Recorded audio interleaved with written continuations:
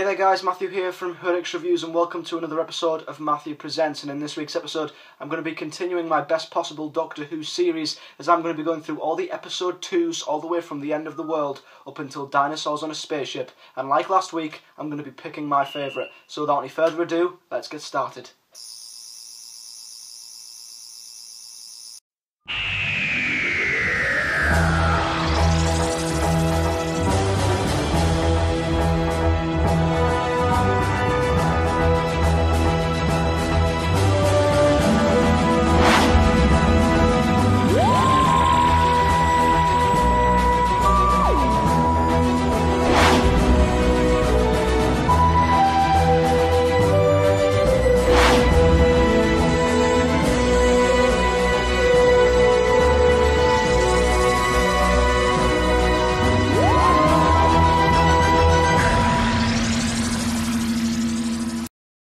So then, now we're going to talk about all the episode 2s of the modern series. Now, like episode 1s, episode 2s are still a kind of like an introduction.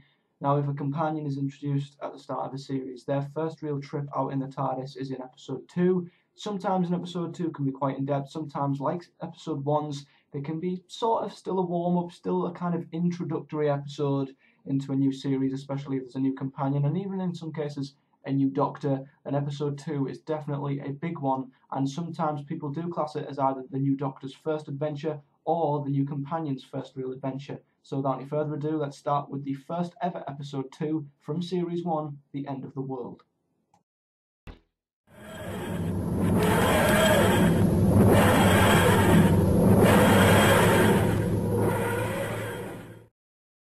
So now let's talk about the TARDIS's first trip into the future in modern Who, which was The End of the World. And they didn't really pull any punches, Doctor Who, did they? They're going to take you into the future. They're not going to go to anywhere simple. No, they're just going to dive straight in to the end of the world. And I thought that this episode was a way of Doctor Who showcasing what it could do. You know, 21st century Doctor Who, they had a higher budget, much better technology. So they were showing off a little bit by saying, you know what, we're going to show them what we can do. Let's just throw a story in, which is literally the end of the world. And of course, it's a story that a lot of people would have been asking to see eventually, and they thought they'd give us it straight away, which I thought was good. I think the backdrop, it being the end of the world, I thought was very good, but the story itself wasn't. I think Series 1 was near faultless. There was hardly any lackluster stories. The writing was pretty solid throughout, but the end of the world, I thought, once again, was a little warm-up episode, and I don't know, it lacked a bit of depth for me. I think, I mean, like I said last week with New Earth, Cassandra is just awful. You know, she's just an annoying piece of skin who, you know, is just so Panto-esque. You know, I can never take her seriously. She just annoys the living hell out of me. Thank God she wasn't possessing the Doctor and Rose in this episode. That's the only positive over New Earth. But like I said, they were showing off. You know, they just threw loads of random aliens in there, gave them random names, and they were basically just showing us what they could do, I think, in the story. So obviously it wasn't the strongest, but I did like the ending. I like the way that the Doctor had to run between them big massive fans, and I had to save everyone and had to basically pull the defences back and stop the sun from basically dissolving the entire space station. So the ending was pretty good, but the story itself obviously wasn't the greatest, but it was nowhere near the worst. I will admit, I would happily go back and watch The End of the World as many times as I please. It's a very good episode, very watchable. It's just an episode that doesn't really stick out, but it's definitely one I enjoy. The only bad part about it is Cassandra. I even like the robot spiders. I thought them invading the station was very good. So overall, I think it's a pretty solid story. A bit weak when it comes to depth, but definitely one I'd go back and watch. So I'd probably give The End of the World a 6 out of 10.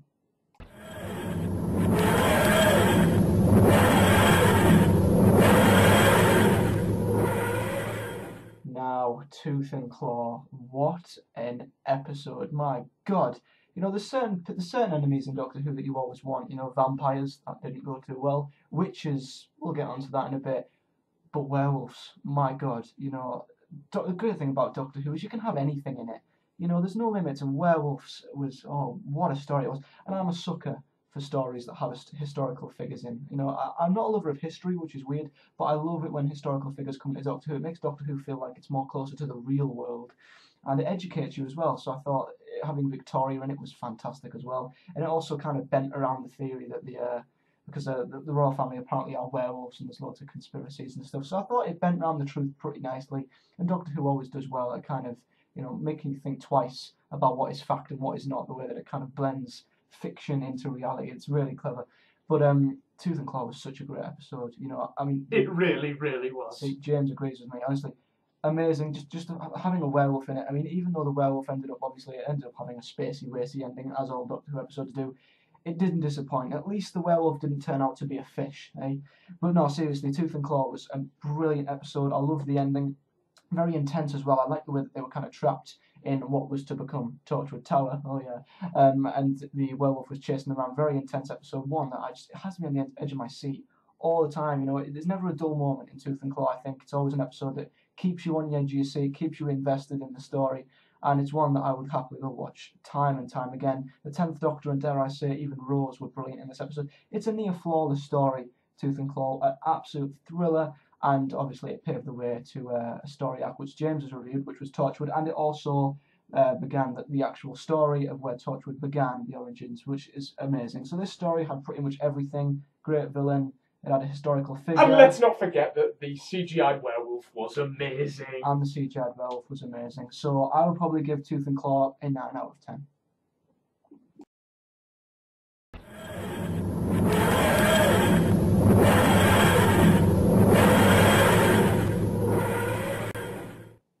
And the historical episodes continue. Another thrilling episode too, very similar to Tooth and Claw when you think about it. Another episode with a fantastic mythical villain and another historical figure being William Shakespeare. It had to happen eventually, right? Another brilliant episode, fantastic. Witches, Shakespeare, back in the 1500s, I think it was. You can't beat it, obviously. Brilliant episode once again. And again, the great part about this episode is that the Doctor, you know, the script that was written by Gareth Roberts in this episode, you know, he was bending real-life events that happened in Shakespeare. Of course, no one knows what happened to Lovelace 1. You know, there were people who believed that Shakespeare was bisexual. You know, all these little references the Doctor made throughout the Shakespeare Code turned out to actually be what people really thought back in the Shakespearean times about him. So, yeah, loads of references like the Doctor, you know, he said many famous lines that Shakespeare then went on to write. So, again, Doctor Who at its absolute best, using real-life non-fiction to its advantage. Another fantastic story. Again, very intense. I thought the Witches were good. I liked the way that they had the, can't remember what they're called now, they have the little puppets, and they can connect them with humans, and if you stab the puppet, it stabs it. They're brilliant. I love them.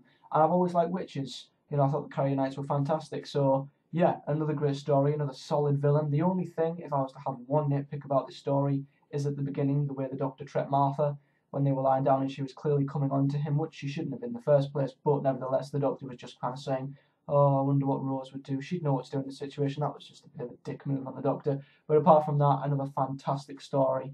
The Shakespeare Code definitely gets an 8 out of 10.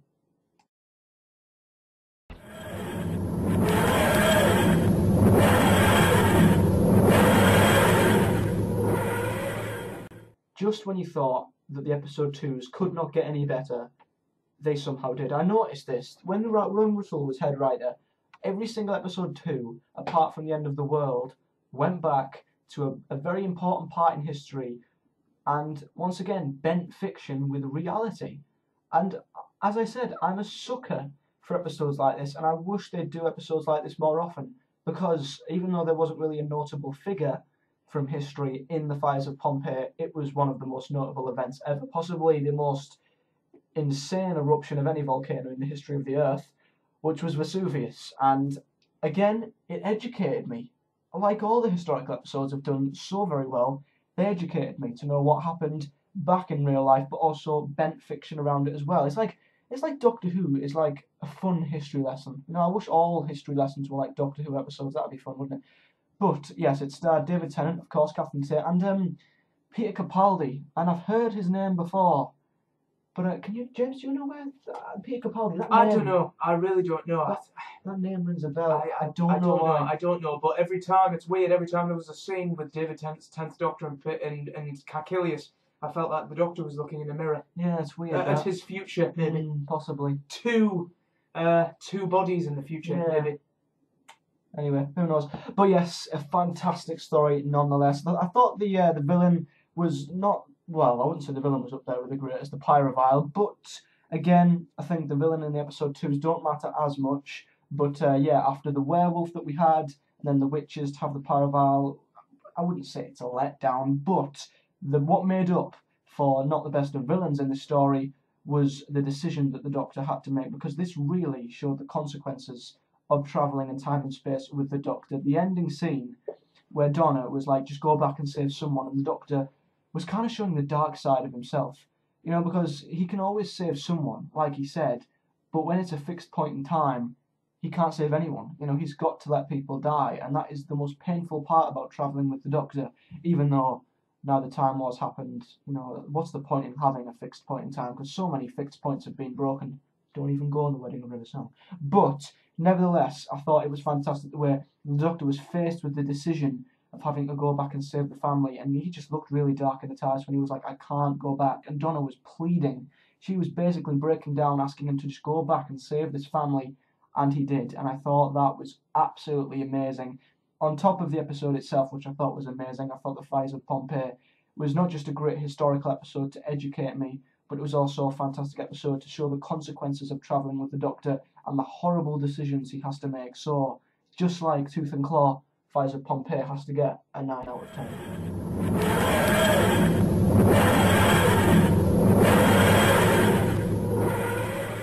Now on to the first episode 2 of Matt Smith's era as the Doctor, Amy Pond's first adventure in the TARDIS, in her nightgown famously, which had quite a sinister villain, the Smilers. And the thing with the Smilers is, sometimes when I first saw them I was like quite scared of them, and I thought, wow, these villains are quite spooky, the way that their heads would turn. But now I look back at them, I don't find them scary at all. And I don't know why that is. I don't know if that I've grew up, 4 years later or whatever, but I just don't find them that scary now looking back. I might have back in 2010, I don't know. But yeah, the Smilers to me, not the scariest, not the greatest of villains, I don't think. They may have been back then, but not to me now.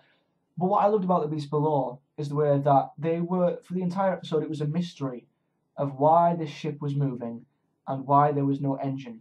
And the ending was such a heartfelt ending. The way that they discovered that it was a space whale, I think that was what they were called. It was like some kind of whale that was carrying this entire country. It was weird that it was a country, but it was. It was carrying the entire country, and that it was basically getting tortured. It was really, really upsetting. Very deep story, I think. And again, the Doctor was forced with quite severe consequences with the decision he had to make. And I love the way that he got angry.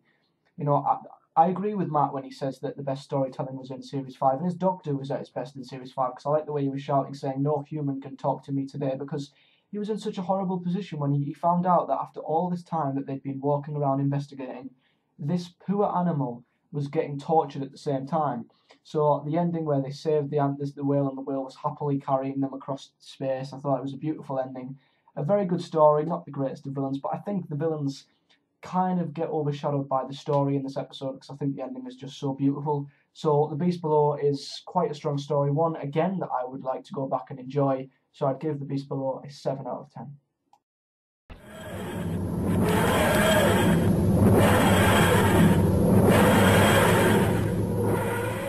Now on to the second episode of Series 6, which was continuing on from the first part of this two-part story, The Impossible Astronaut, The Day of the Moon, and I gave The Impossible Astronaut a 6 out of 10, and I think I could give The Day of the Moon the same rating, really. I think, again, just like The Impossible Astronaut, fantastic story.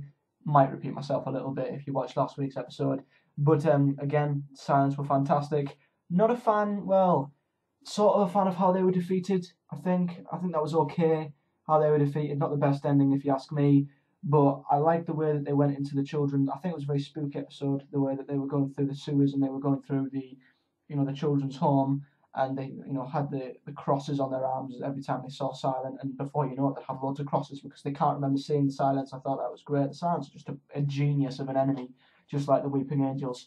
So again, fantastic continuation on from The Impossible Astronaut, very strong story, and the ending, of course, with the little girl regenerating was shocking as an understatement. I didn't know what to think. I don't think any of us knew what to think, where to put our minds after seeing the end of this episode. It opened up so many more questions, along with the Doctor's death and who is this little girl, and it all came to an awful ending with the Wedding of River Song. It's really funny how I still reference the Wedding of River Song this early in the series. Honestly, episode 13 is going to be a long one.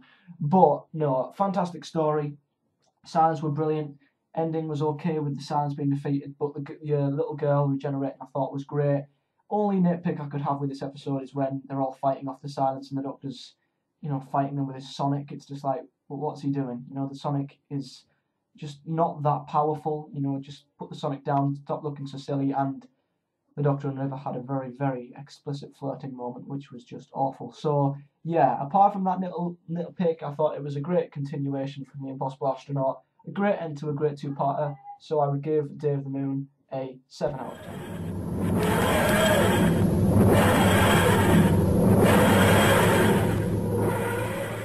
Now onto the final episode 2 that I'm going to be talking about in this video, the most recent episode 2 from series 7, Dinosaurs on a Spaceship. And if someone comes up to you and says, describe the synopsis for Dinosaurs on a Spaceship, well, it's Dinosaurs on a Spaceship.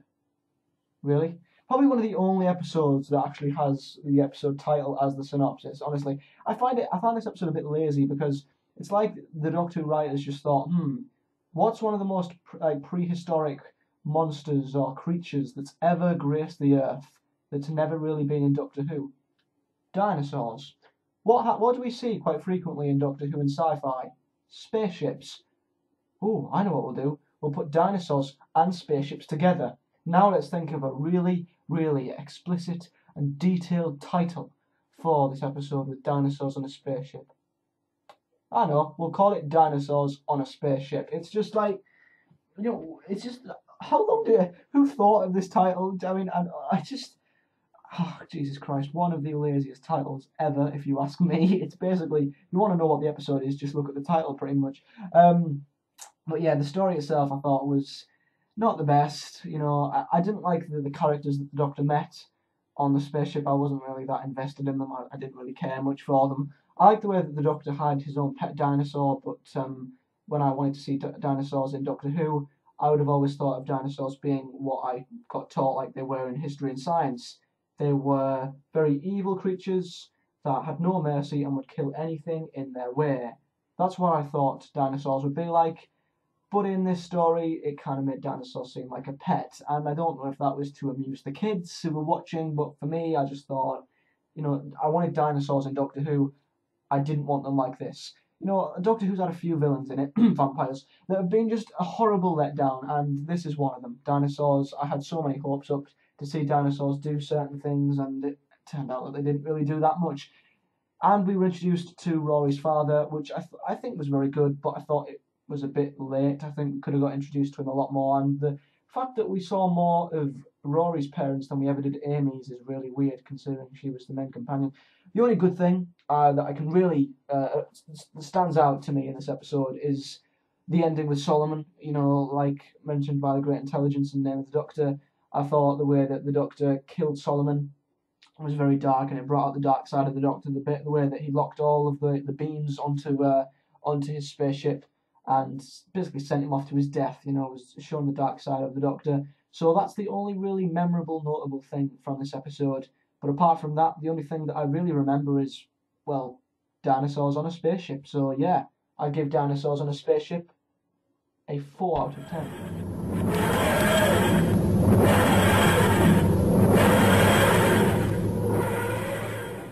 So then guys, what is my favourite episode 2 of the modern series to go into my best possible series? Honestly, it's been a thrill reviewing all 7 of these because none of them are dreadful. They're all pretty good. There's not much to split them.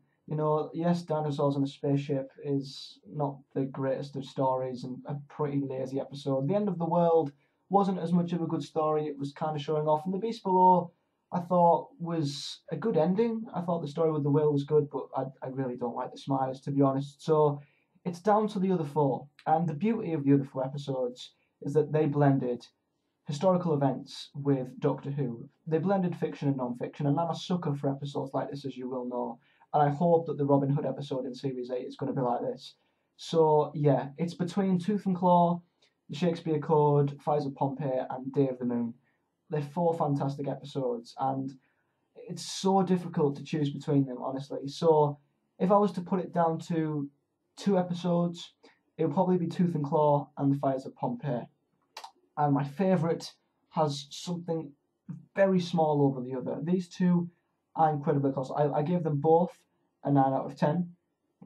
And I think the one that I've chose has just something extra over the other, because the one that I've chose does not only educate me on historical events in Doctor Who, it's not also a fantastic story in itself.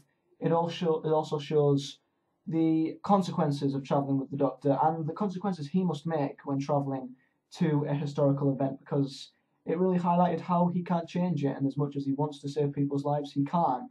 So just winning this week, just my favourite episode 2 goes to the series 4 episode, The Fires of Pompeii. So before I end this episode, guys, I'm going to answer a few comments from last week's episode where I went through all of the series openers.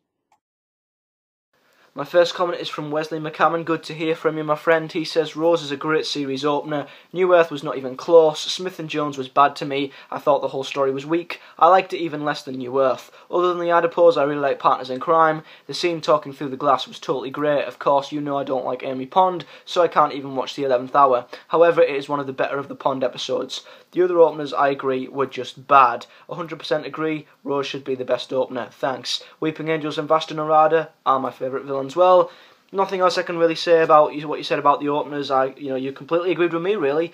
Rose is definitely the best, and I think the 11th Hour is up there as well.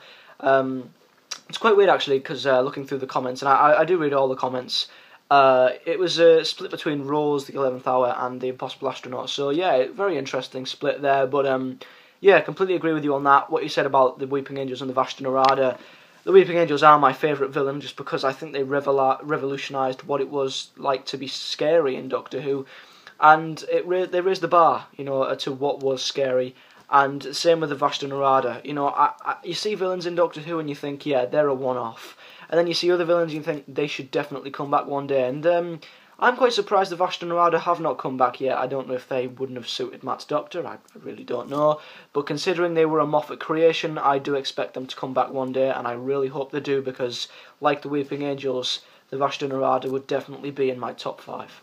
My second comment is from Fred Ward, who says, I find this weak due to the lack of the first 26 seasons. Believe me, my friend, if I had the time scale to do a best possible series with every single series of Doctor Who, not just classic and modern as well, I would. But putting classic and modern together, that's a total of, 33 seasons? So, yeah, 33 weeks long, plus breaks in between.